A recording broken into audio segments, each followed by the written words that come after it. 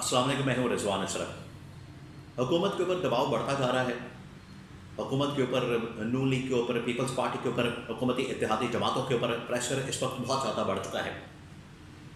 एक तो ये कि ये आईनी तरमीम करवाने में नाकाम रहे हैं, और ये जो थर्ड अटैम्प्ट होनी थी परसों रात को, इस थर्ड अटैम्प्ट को अभी शुरू होने से पहले ही नाकाम कर दिया गया।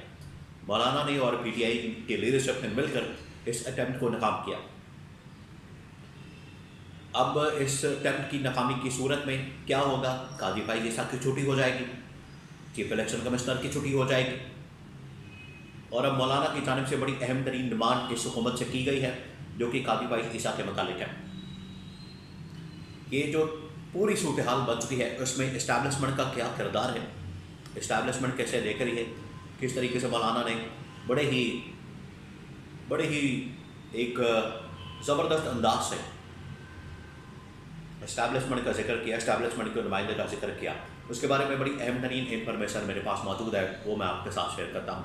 देखिए, ये मामला अब चला गया है मंडे को। मंडे को जाने का मतलब ये है कि 21 तारीख मंडे को होनी है, और पीछे रह जाने हैं 2 या 3 दिन।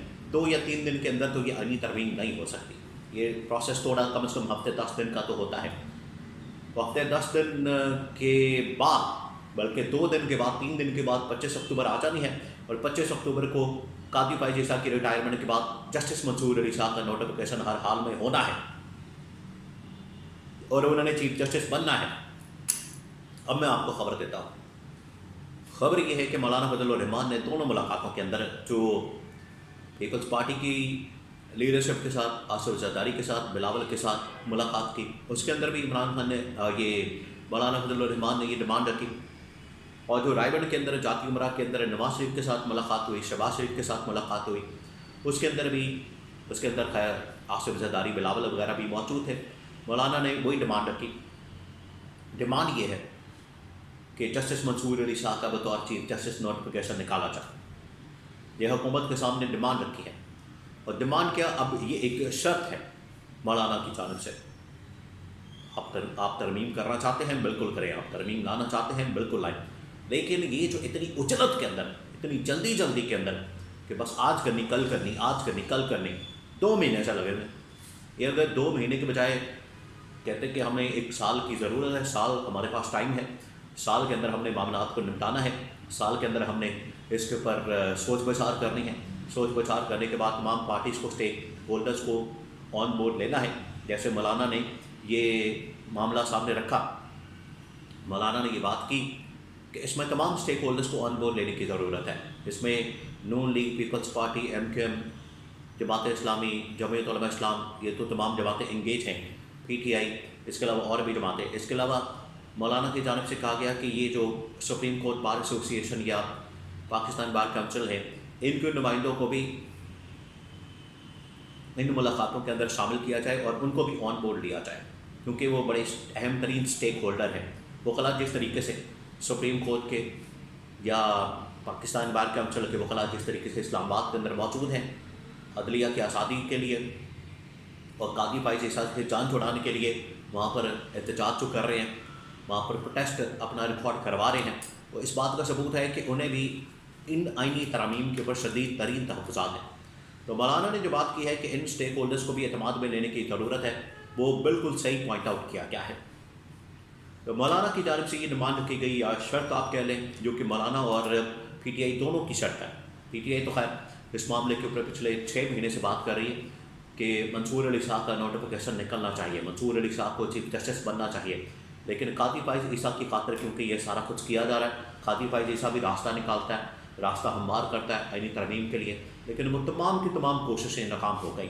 कितनी कोशिशें की गई, कभी 63 का फैसला दिया जाता है, कभी मखसूस नशिस्तों के फैसलों के ऊपर अमल दरामद रोका जाता है, कभी इमरान खान से लेवल प्लेइंग फील्ड छीनी जाती है, कभी इमरान खान को PTI को बल्ले के निशान से महरूम किया जाता है, मुकदमात बनाए जाते हैं, केसेस किए जाते हैं। ये वो तमाम मामलात हैं जिसकी वजह से हुकूमत की सहूलतकारी की जा रही थी।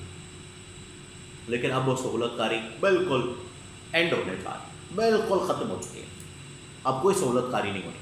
अब कारकर्दगी दिखाएंगे, आइन और कानून के मुताबिक चलेंगे, मामलात आगे चलेंगे, वरना ये हुकूमत की काजी फाइज ईसा तो जा रहा है, काजी फाइज ईसा की छुट्टी होने जा रही है, और ये चीफ इलेक्शन कमिश्नर की भी छुट्टी होने जा रही है।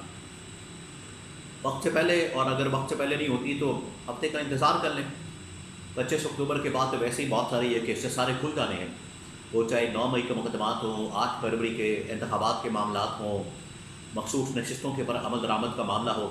حالانکہ یہ الیکشن کمیشن پاکستان کی جانب سے، ان کی جانب سے ایک کوشش کی گئی کہ کیوں نہ الیکشن کمیشن آف پاکستان کے ذریعے سے ایک نوٹیفیکیشن نکالا جائے، اور اس کے اندر جتنے پی ٹی آئی کے ممبران آزاد ہیں جن کو ابھی تک ڈکلیئر پی ٹی آئی سے نہیں کیا گیا، ان کو مخصوص نشستوں کو یہ نون لیگ اور پیپلز پارٹی کے کھاتے میں ڈال دیا جائے، نون لیگ اور پیپلز پارٹی کو مخصوص نشستیں دے دی جائیں، اور اس طرح سے نمبر گیم پورا کر کے تو آئینی ترمیم کر دی جائے۔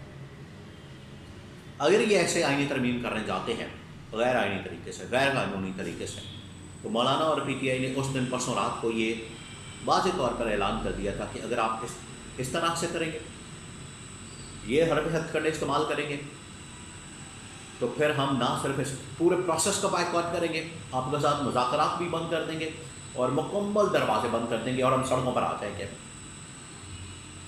پھر یہ افورڈ بھی نہیں کر سکتے 2-3 اور پوری اپوزیشن کی جماعتوں کو باہر کر دینا، اور اگر وہ اس پروسیس سے باہر ہو جاتی ہیں تو اس کا مطلب ہے کہ آپ کی ترمیم اور یہ ساری ترامیم آنے سے پہلے ہی کانٹروورشل ہو جانی ہے، اور ابھی بھی کانٹروورشل ہے، پھر اور زیادہ کانٹروورشل ہو جائیں گے، ان کی کوئی آئینی قانونی حیثیت نہیں ہوگی، اور ملک کے اندر اتنی خطرناک اور خوفناک تحریک شروع ہوگی، چلے گی، اس حکومت کو لے کے بیٹھ جائیں گے۔ اس حکومت کو پتہ ہے کہ اگر ہم اس قسم کا آمریت والا رستہ اختیار کرتے ہیں تو وہ ہمارے ہی گلے پڑ جانا ہے۔ اس حکومت کو اس بات کا اندازہ ہے، اس بات کا پتہ ہے، یہ اس طرف نہیں جائیں گے۔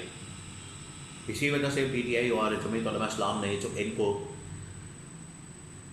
دھمکی دی وہ واقعی میں اس کے اندر وزن ہے، اور اب ان کی دوڑیں لگی ہوئی ہیں کہ کسی طرح سے یہ سارا کچھ جلدی سے کر لیا جائے، اور اگر جلدی نہیں ہوتا تو پھر بوریا بستر گول کیا جائے، گھر جانے کی تیاری کی جائے، کیونکہ قاضی فائز عیسیٰ ہی ان کا اصل میں سہولت کا، قاضی فائز عیسیٰ چیف الیکشن کمشنر، اور ساتھ میں دیکھیں مولانا فضل الرحمان نے ایک نام لیا، صحافی نے سوال کیا کہ یہ اتنی بڑی ترمیم آپ کرنے جا رہے ہیں تو اس کے پیچھے کس کا ہاتھ ہے؟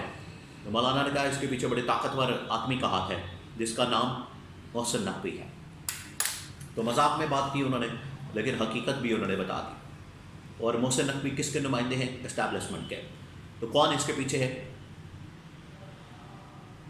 جو محسن نقوی ہیں ان کے پیچھے براہ راست جن کا ہاتھ ہے وہ ہے آرمی چیف جنرل آصف،